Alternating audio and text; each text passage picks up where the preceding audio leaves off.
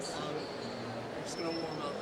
Easy questions. Yes. Who are you? My name is Aude Fouché. I'm a scientist at L'Oréal. I work in proteomics research for many years in a laboratory of HTBD. We call it High Throughput Biology and Diagnostic. And first, what's proteomics? Proteomics, it's a technology that enables to analyze all the proteins in your body without any targeted approach. What's a protein? A protein? Okay, tough question. The protein is actually the transcript of a gene. So your gene codes for proteins. Proteins have different function.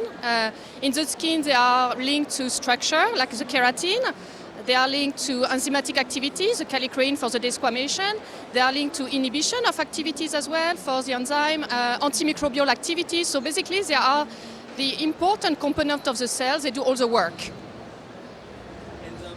What does proteomics have to do with beauty? Basically, proteomics, it's the analysis of proteins, but you can link the proteins to specific clinical signs, which can be linked to age or not. And so by analyzing the protein, you can get some information about how the skin is going to evolve with time. Can we use proteins to predict how our skin will age? Yes, that's what we are doing. Can you rephrase the question? Tu poses la question. Oui, mais comment C'était quoi la question, pardon? Can we use proteins to anticipate our skin's future? Can we use protein to anticipate our skin future? So very interesting question and straight to the point. Yes. Yes, we can use proteins to see how the skin is going to evolve because the biology always takes place before things appear to the eye. And so we're using the protein information and the biology that is contained in your skin to see the evolution in time for your skin. And what is L'Oréal's proteins profile?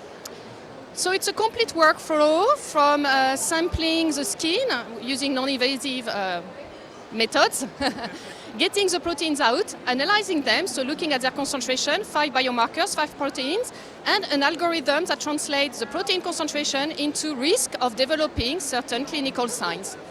Can you give me an example of a clinical sign?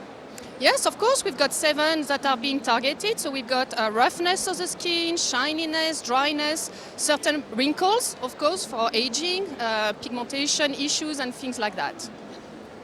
And how does the proteins profiler work for someone without a scientific background? Okay, ELISA at least, or things like that? No. Okay, so it's a technology, we made it as quick and as easy as possible. It's microfluidic cartridges, so it's small cartridges in which we have antibodies specific to the proteins of interest. They're going to capture the proteins, and we're going to detect them with a fluorescence tag that we put on the antibodies, and the fluorescence is proportional to the quantity of protein. And so we get the concentration of the protein of interest from our skin. How long have you been working on the proteins profiler project? So the project starting, I think, in 2013. I was in it since the beginning, 2013. So that's when the collaboration with NanoEntech started. Obviously, there was many years of research before that, but the collaboration with NanoEntech started in 2013, and it took 3 years to develop the full cartridges and workflow. We've already talked about this a little bit, but is there a go-to-market strategy for the profiler? There are different aspects of it. Obviously, we designed it so that a beauty advisor can use it on a stand for a brand and explain to the person, personalize the product based on the proteins expression in their skin.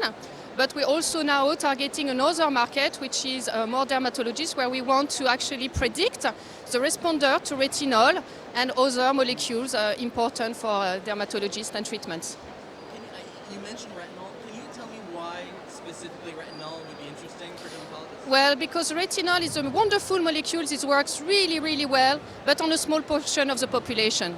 And unfortunately, some people, we call them non-responder. You give them high concentration of retinol and nothing happens, and they're extremely disappointed. We don't want to disappoint our customers. And I guess to wrap, what's it like to have a scientific career at L'Oréal? Oh, it's exciting. It's challenging. It's always evolving. And so you have to be flexible and adapt, and that's what I like. Are there any questions I didn't ask that you think I should have? No, I think you did a pretty good job. Thank you. When